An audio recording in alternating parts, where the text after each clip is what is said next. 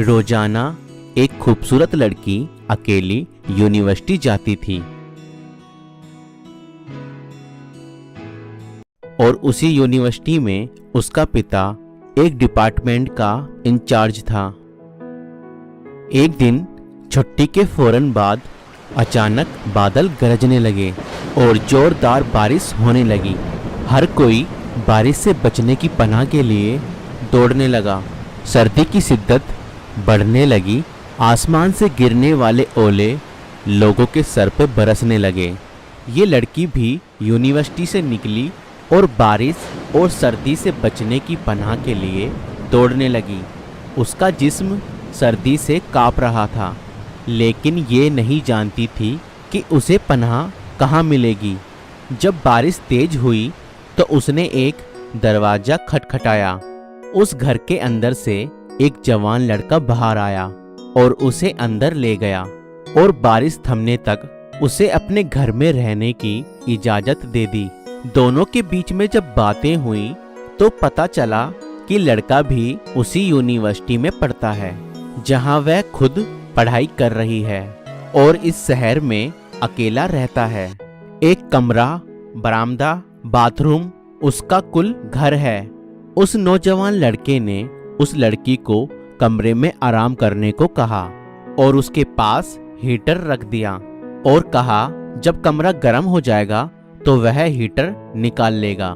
थोड़ी देर लड़की बिस्तर पर बैठी कांपती रही। फिर अचानक उसे नींद आ गई तो यह बिस्तर पर गिर गई। जब वह लड़का हीटर लेने के लिए कमरे में दाखिल हुआ तो उसे ये बिस्तर पर सोई हुई लड़की जन्नत की हूरों की सरदार लगी। वह हीटर लेते ही फौरन कमरे से बाहर आ गया, लेकिन शैतान जो उसे गुमराह करने के मौके की तलाश में था उसे लालच देने लगा। उसके जहन में लड़की की तस्वीर खूबसूरत बनाकर दिखाने लगा।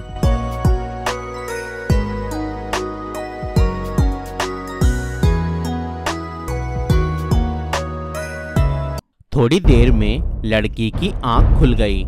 जब उसने अपने आप को बिस्तर पर लेटा हुआ पाया तो हड़बड़ाकर उठ गई और घबराहट के आलम में बेतहाशा बाहर की तरफ भागने लगी। उसने बरामदे में उस नौजवान को बेहोश पाया और वह लड़की बहुत ज्यादा घबरा गई और अपने घर की तरफ भागने लगी और पीछे मुड़कर भी ना देखा और घर पहुंचकर अपने बाप की गोद में अपना सर रख दिया, जो कि पूरी रात उसे शहर के हर कोने में ढूंढता रहा। उसने अपने बाप को सारा वाक्य कह सुनाया और उसे कसम खाके कहा कि मैं नहीं जानती जिस समय मेरी आंख लगी क्या हुआ मेरे साथ और मेरे साथ क्या किया गया, मुझे कुछ नहीं पता। तब उसका बाप बहुत ज्यादा गुस्से के आलम में उठा और यूनिवर्सिटी पहुंचा और उस दिन गैर हाजिर होने वाले लड़के के बारे में पूछा तो पता लगा कि एक लड़का शहर से बाहर गया है और एक बीमार है और अस्पताल में दाखिल है। बाप अस्पताल में पहुंच गया ताकि उस नौजवान को तलाश करे और उससे अपनी बेटी का इंतकाम ले। अस्पताल में उसकी तलाश के बाद जब उसके कमरे में पहुंचा तो उसे इस हालत में पाया कि उसकी दोनों हाथों की उंगलियां पट्टियों से बंधी हुई थी।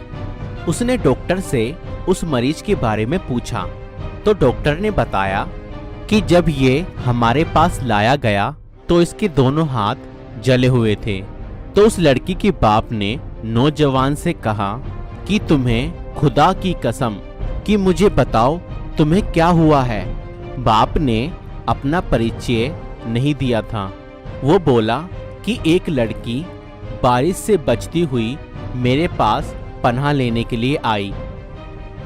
मैंने उसे अपने कमरे में पनाह तो दे दी, मगर शैतान मुझे उस लड़की के बारे में फिसलाने लगा तो मैं उसके कमरे में हीटर लेने के बहाने दाखिल हुआ तो वह सोई हुई लड़की मुझे जन्नत की हूर लगी।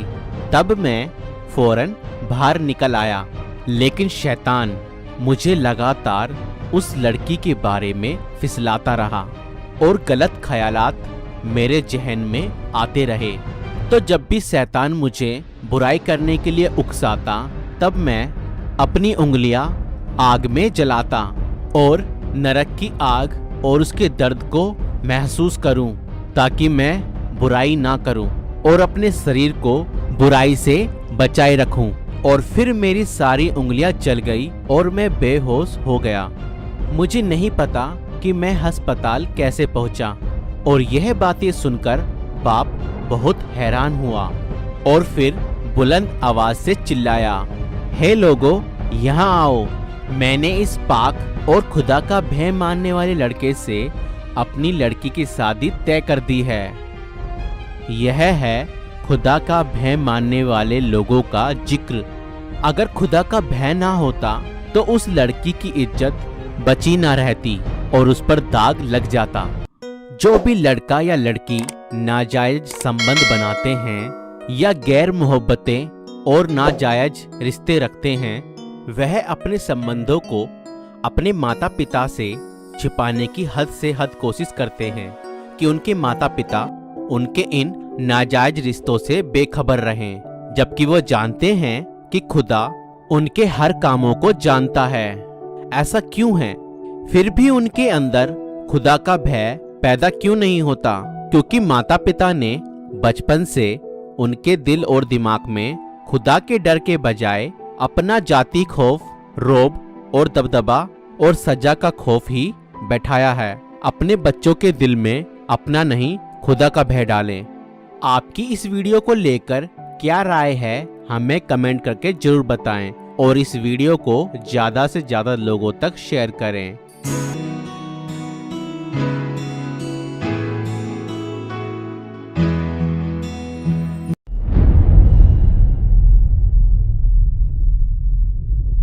तो दोस्तों, अगर आपको यह वीडियो पसंद आई तो इस वीडियो को लाइक करें और अगर आप हमारे चैनल पर नए हैं तो हमारे चैनल को सब्सक्राइब करें। Thank you.